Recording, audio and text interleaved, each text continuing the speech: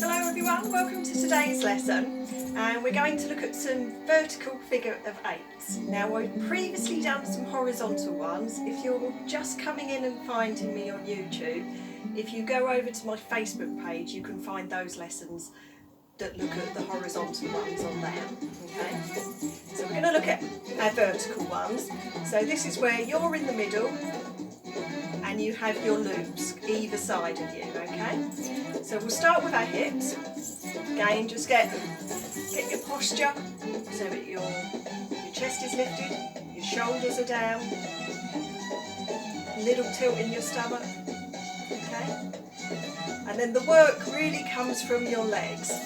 So I'm dipping a hip down by bending this knee, and then I push out to the side, and you want to keep this quite flat, so it's thinking that you're between a couple of panes of glass.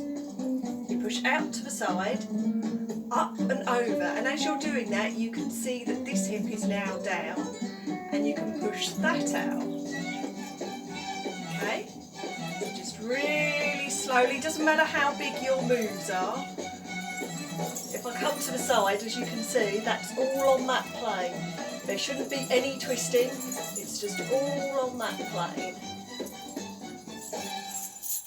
Now how I'm really getting that move is by really getting down in the knees. So the more you're bending your knees, the more movement you're going to have. Okay? Now to give you an extra little bit of lift, you can lift your heels off of the ground, and that might be where you might want to start. So where you'd be is that you're here, you're flat-footed, and then as you get to here and you want to start to rise up, you can then push up with that heel. That really comes down, your weight transfers over, that foot goes down, and that's up.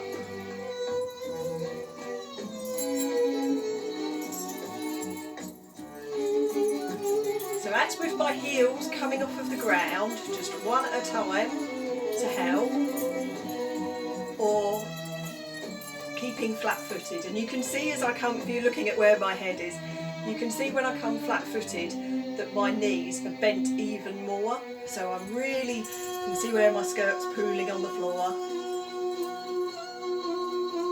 And keep that tension in your stomach. Little bit of a pelvic tilt. Okay? And that's we're going up and round and down, round and down. You can alternate between having up on your toes, and that's with both my heels raised, and then all the way down, really sink deep down into your knees. Okay, and then we've got the other way. So this looks very different. Some moves you do in different directions, they look very similar. So that was coming like this, and the other way is to go over the top. Okay, so I'm pulling up on the side, pushing out, then dropping down, and as I drop down I'm pulling up.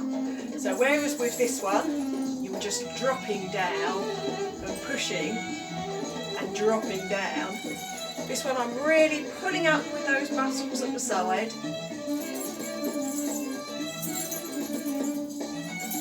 And again, you can do that by either keeping, like I was there, my feet both really flat and grounded to the floor, my knees are very bent, or again, you can let those heels come off of the ground and you get a little bit of an extension in that move. So like this, my heels are coming off of the ground. You can even then step a little bit with it. Keep them really small, really tiny, teeny tiny little steps, or you'll lose your movement.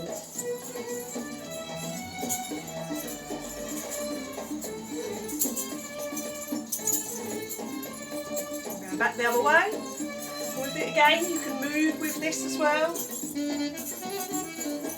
You need to keep those moves really small, keep the steps really tiny. And what you're looking for is to keep the movement very much on this bottom half. So you don't want to see a lot of this.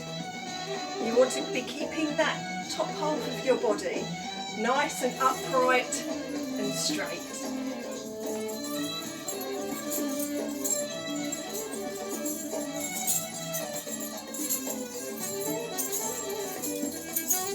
And just try swapping between those two moves. That way and that way. Up on your toes, sinking down flat, altering your speed.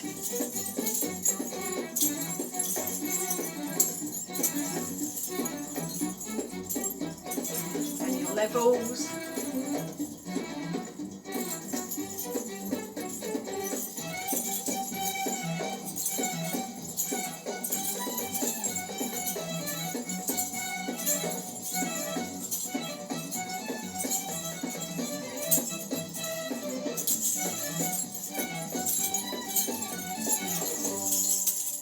And I'll see you next time.